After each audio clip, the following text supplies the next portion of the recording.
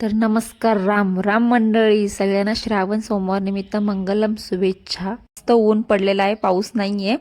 मी सकाळी लवकर आंघोळ वगैरे करून घेतली, रांगोळी वगैरे काढली, सगळी घरातली कामं आवरून घेतली, झाडू मारला, लादी पुसली, कपडे भांडी सगळी केली, त्यानंतर खिचडी बनवली। सगळी कामं आवरल्यानंतर मस्त देवपूजा करून घेतली। बघू शकता मी अशा प्रकारे मांडणी केली देवपूजेची। त्यानंतर घरातली सगळी कामं आवरली, त्यानंतर आम्ही निघालो ब्रह्मदेवाच्या मंदिराकडे। तर रस्त्यात बघू शकता तुम्ही पाऊस पडल्यामुळे इतका चिखल झालेला ना की चालायला सुद्धा येत नव्हतं।